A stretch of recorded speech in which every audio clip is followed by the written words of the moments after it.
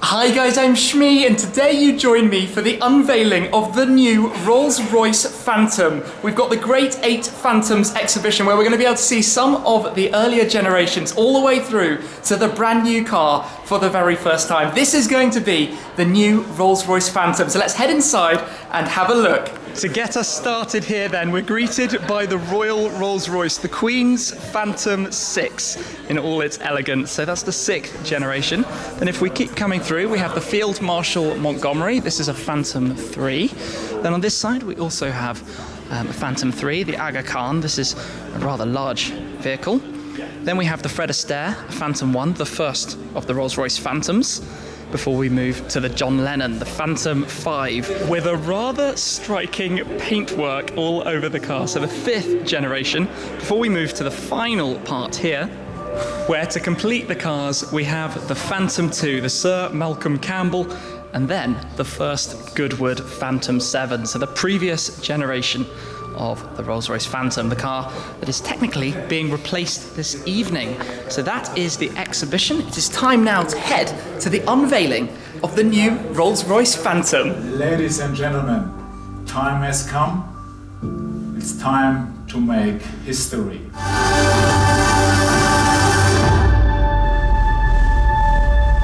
So this is it. Let us take a little walk around the new Rolls-Royce Phantom, the 8th generation. It's just been unveiled for the first time at this preview. So this is the first opportunity to take a look around the car and learn a little bit about it. And I'll be finding an expert shortly to talk us around the design and the sort of details of the car, but some headline sort of bits of information for you.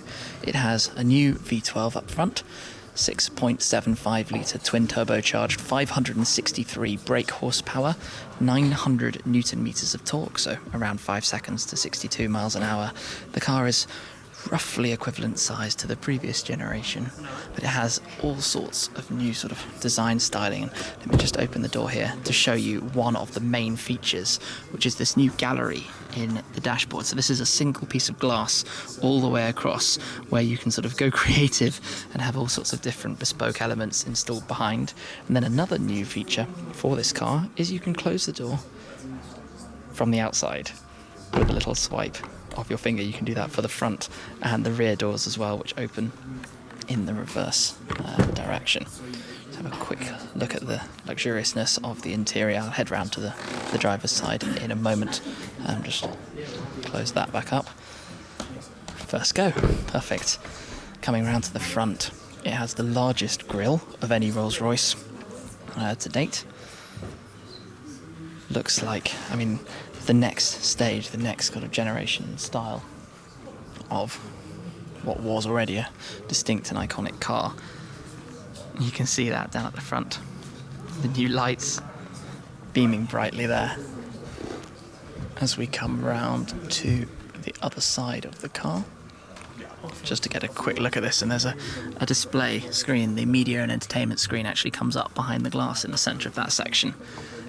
But this is literally a preview first look at this car, but the design all sort of tapers in towards the rear, has new sort of lines and shapes around the car. So where before you had the lower sort of line that went upwards, here it sort of heads straight in towards the front axle, but still very distinctly Rolls-Royce, very immediately recognisable and knowable as the Phantom. Anyway, this has been a first little look. Let me go see if I can find somebody to show us around.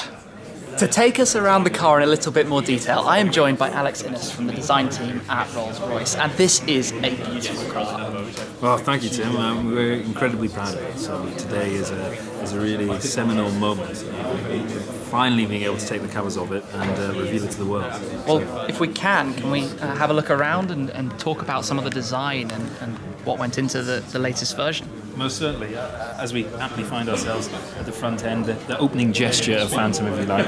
So here you can immediately see power and presence has inspired the design. There's an obvious exaggeration of scale, but at the same time, a careful overlay of modernity. There's a reduced pared back feeling to the design.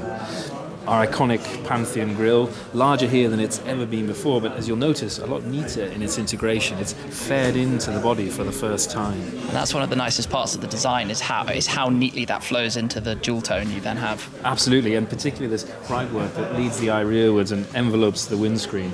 In actual fact, that suggestion of movement has played a key role in inspiring a lot of the other line work at the front of Phantom. For the first time, we move away from the very sheer architectural treatment of old to lines that encourage movement and entice the eye up and over the flanks of the car.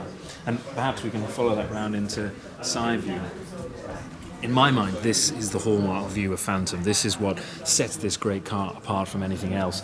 And it's here that we've applied the majority of our attention to progress the gesture of Phantom. You'll notice the roof line is now flowing seamlessly up and over the car, and here at the rear it actually accelerates the backlight angle. We've even opened it up to speed up the departure of the line work as it moves off the body. And what you can also notice is the unique stance that Phantom 8 carries. There's a certain majesty and grace to the whole volume and proportion of the body. And we were able to achieve this starting with an all-new aluminium architecture. We were able to move what is conventionally the high point for any car in the middle of the waist rail closer to the front axle.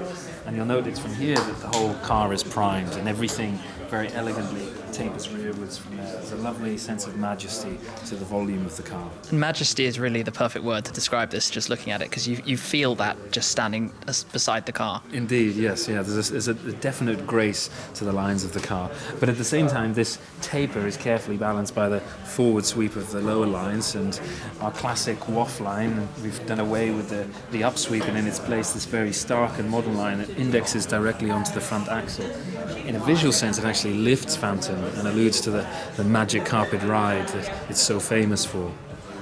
And maybe lastly, in side view, what to my mind is the most progressive element about the exterior design of Phantom 8, and that's the treatment of the shoulder. So in place of where you'd normally find a single surface, we have two key design lines. The first is the fender line that fires rearwards and then washes out to nothing. And it's actually overtaken by the longest styled line on Phantom that comes right from the leading edge of the grille, develops rearwards, in turn defines the lower limit of the glass house, and then moves outboard to define the shoulder, particularly here directly over the rear axle, providing Phantom with that planted emphasis, which is very apparent in rear view. And maybe on that note, I can encourage your attention around to the rear. I think we all understand that Phantom is very generous in volume, and for good reason. That's what underlines its unique sense of presence. But to my mind, one of the nicest aspects is here at the rear, where there is this very carefully controlled sense of taper, a neat convergence of the whole volume of the car towards centre line.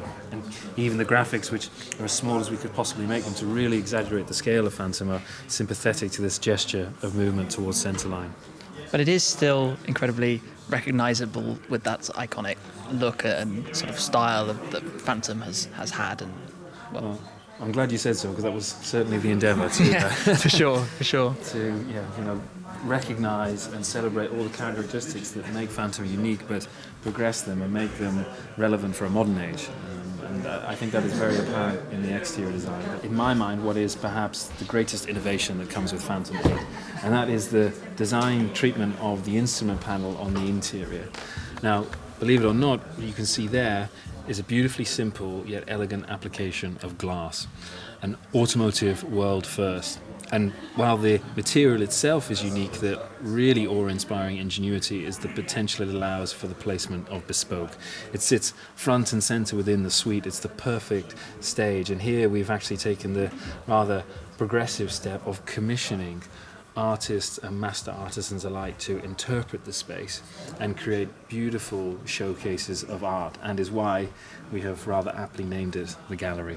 And that's where we should head straight over to the sort of demonstration.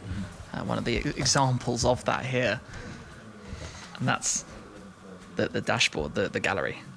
The premise here is that you're creating the perfect stage. It's it's a platform in which to showcase materials, techniques that are totally foreign to the automotive world. And one characteristic of that is relief, creating this 3D constructed effect in prominent view of the occupants within the car. And as you see here, this is, believe it or not, a stainless steel printed part, an additively manufactured part that's gold plated, but you can see the fidelity in the details and the line work. And this is really foreign to where automotive is, and it takes us in a completely different direction for bespoke. So I mentioned that the gallery offers us an unprecedented opportunity to venture into the realm of new materials that are outwith the context of the automotive industry, and this is a great showcase of this. So it's porcelain.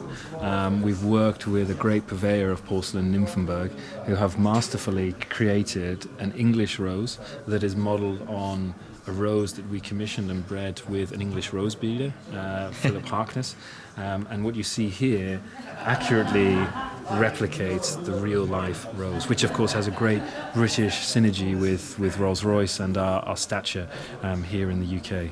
I don't think it would be possible to create something more bespoke than that. That epitomizes the word. Indeed, yes. Right there. Yeah, very much so. Okay, and as you look back towards the car, we touch on the stance again, which is that it has this quite unique sort of forward thrusting gesture to the whole volume and proportion of the car. And you see that completely when you're sort of standing towards the side of the car, that the high point is sort of positioned to glide on forwards. Very much so. It's primed on its axles, moving forward, gesturing forward, if you like. Well, it's a beautiful creation. Big congratulations. Of course, I'm sure there are some design touches that will trigger discussion, debate, but it's moving, into the next generation. The previous car, I think, was it 14 years? Indeed, yes, yeah, one of the longest standing model iterations in history. Well, here we have it, Phantom 8. So thank you very much, Alex. Thank you very much for showing us around the car. I really appreciate it. And congratulations on releasing it here. Thank you very much. Pleasure. Thank you. Well, a last little look around the car. Just look at the front end, the presence of it as we come down. One thing I quite like is the way the sort of grille extends down there, in and out, in the lower sort of intakes and ducts at the front. And then if we come in on the lights, you can see the Rolls-Royce detailing in there on the side, which is quite a nice little touch as well. Those are looking quite significantly updated, but there we have it. This is the new Rolls-Royce Phantom, the 8th generation. There we have it then, the end of the presentation of the newest Phantom, 14 years after the previous generation. But this story goes back nearly a century, 100 years of Rolls-Royce Phantoms, and here we have a Phantom 1, the Fred Astaire Phantom. They've always been about luxury and comfort, and as we come around here, you can see the open front cabin, but the rear of this car from 1927, it almost has a sofa in the back there. Comfort on the road with the luggage around the rear as well.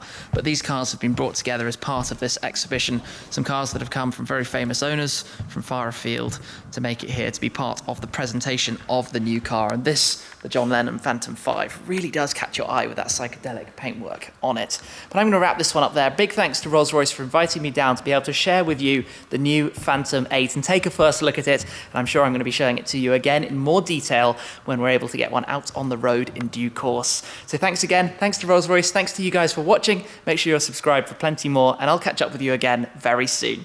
Cheers.